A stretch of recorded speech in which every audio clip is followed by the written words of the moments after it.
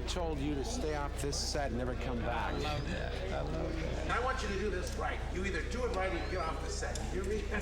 Get this together. It's not cutting. You make this work or I take you out. I want you off my set. I'm the double quick. I can't hang out? Just for a minute?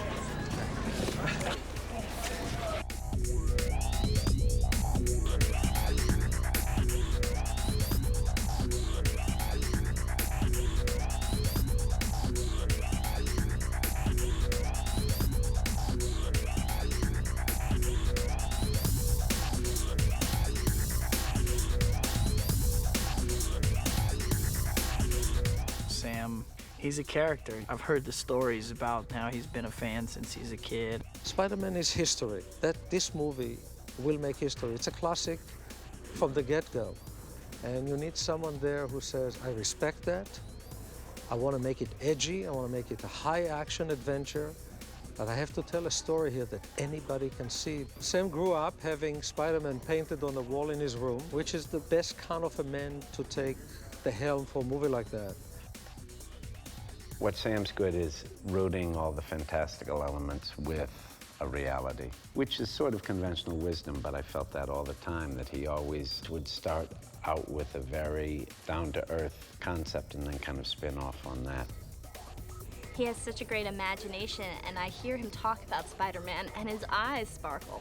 So I think that he just, had such a knowledge and such a love for it, and it really comes through. He's warm and kind, and, a lot of directors, you feel as if they're standing over you with a big stick or something, but he couldn't be sweeter and more fun to work with. He's got a tremendous visual sense. He's a great visual storyteller and kind of has a great sense of how, movies, the unique thing about movies is how the pieces are put together. So he has a great sense of how to build a sequence from an action standpoint, but it always comes back to, is it good storytelling? When I first discovered Sam Raimi in my drama class in high school, I thought he was a schmuck. Now I'm convinced of it. It's great to see him at his element. Sam's the right guy to make a movie like this because this is how his brain works.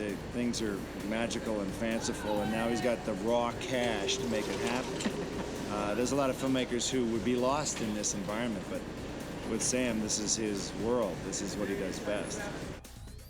He brought a really wild, seat-of-the-pants style of filmmaking to Evil Dead and Evil Dead 2, and he used to work with the Coen brothers, and I think there was a lot of cross-influence way back,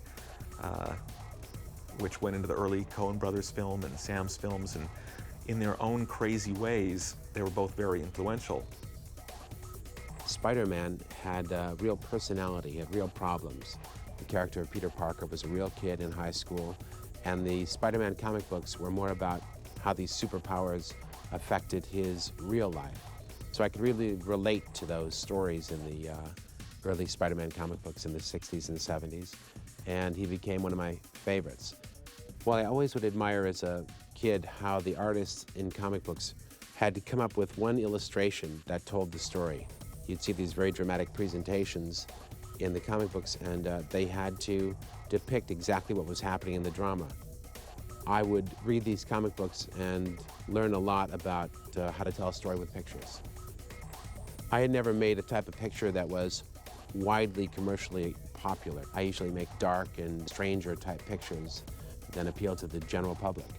So I was surprised when I actually went in for an interview for Spider-Man, because I knew how they had expected it to be a very popular mass appeal picture.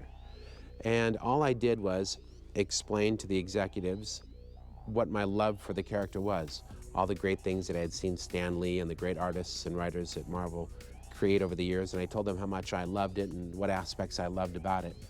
And I got a call back the next day saying I had the job. Years ago, Sam and I were going to do a movie, The Mighty Thor, another Marvel character. We had planned to do that. We'd co-write it together, and he would direct it because I was too busy. But for some reason, we never got around to doing it, really. But I had gotten friendly with Sam. I had great respect for him. He's a great director, an intelligent guy, the nicest guy you could ever meet. I'm absolutely delighted that he's the one who's doing Spider-Man. I think it's very lucky that we were able to get him because he's going to do the character justice. He's a great collaborator. He really, just in general, made me feel like a part of the team, like I was really contributing a lot to the film. I love working with him because he's just a great example for me of a man who takes his work seriously and takes his family life seriously, and he's very sincere and caring, and at the same time he can have a lot of fun and be funny, and he's obviously really good with camera work and can do really crazy fun stuff with the camera. Hang on, Mary Jane!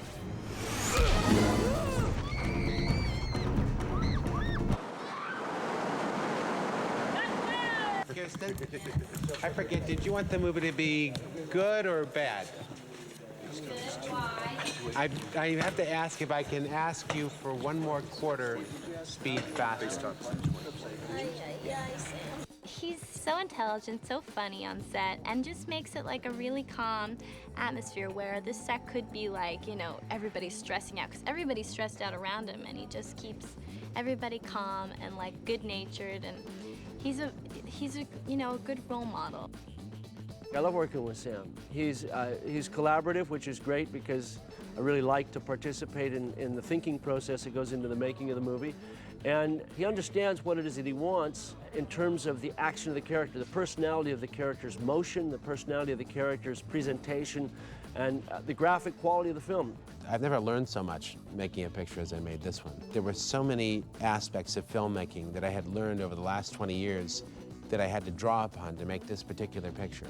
Even though it's a small story of a young boy that learns what it is to be a responsible young man, its canvas is very large.